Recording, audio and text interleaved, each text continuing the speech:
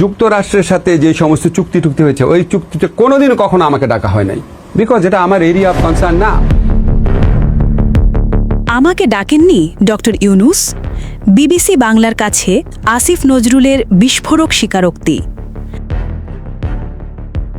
তবে কি অন্তর্বর্তী সরকারের ভেতরে সব ঠিকঠাক চলছিল না?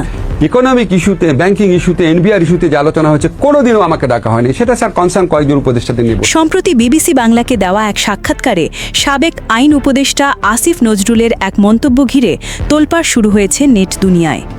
বিবিসি বাংলাকে দেওয়া এক বিশেষ সাক্ষাৎকারে আসিফ নজরুল দাবি করেছেন, অতি গুরুত্বপূর্ণ মার্কিন চুক্তি নিয়ে আলোচনার সময় প্রধান উপদেষ্টা ডক্টর ইউনূস তাকে ডাকেননি।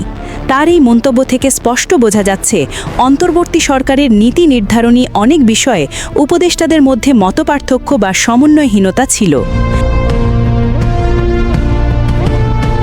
আসিফ নজরুল বলেন, মার্কিন চুক্তি নিয়ে ডক্টর ইউনূস আমাকে ডাকেননি, আমি সেখানে উপস্থিত ছিলাম না।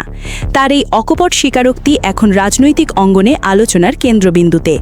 কেন তাকে ডাকা হলো না? নাকি গুরুত্বপূর্ণ সিদ্ধান্তগুলো কেবল নির্দিষ্ট কিছু মানুষের মধ্যেই সীমাবদ্ধ ছিল? পাল্টা প্রশ্নে সাবেক আরেক উপদেষ্টা তার সাখাওয়াত হোসেনের উক্তি টেনে উপস্থাপক বলেন, তবে কি সরকারের ভেতরে আরেকটি সরকার ছিল? সেটাই কি সত্য? উত্তরে আসিফ নজরুল নিজে উল্টা প্রশ্ন রেখে যান, বলেন, কোন সরকারের ভেতরে কিচেন ক্যাবিনেট ছিল না? আমাদের সরকারের সময় কিছু বিষয় নিয়ে স্যার কিছু উপদেষ্টার সাথে মিটিং করতেন, অন্য কিছু বিষয় নিয়ে কিছু উপদেষ্টার সাথে মিটিং করতেন। যেমন ধরেন